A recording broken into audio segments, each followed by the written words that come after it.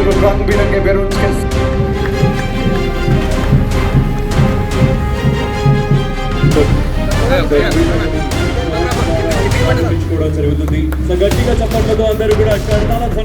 This meet and thank you for your discipline, high spirits and true sportsmanship displayed today. Finally, I thank every one of you in the audience for your enthusiastic participation. Policing అంటే అది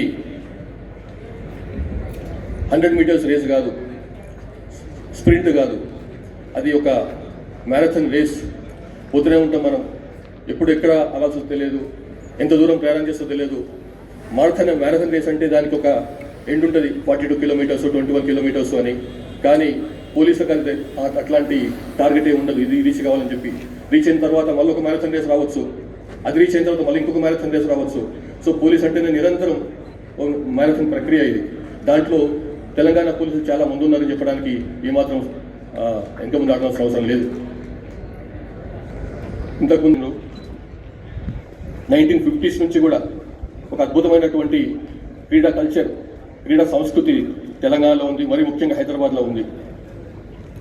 1951 నుంచి Asian games నుంచి 56 Melbourne Olympics నుంచి Durand cup, Santosh trophy అట్లాంటి national ఈవెంట్స్లో కూడా తెలంగాణ పోలీసులు, తెలంగాణ జట్టు ముఖ్యంగా హైదరాబాద్ పోలీసులు ముందుండి మంచి పేరు సంపాదించుకున్నారు, ఛాంపియన్షిప్ గెలిచింది.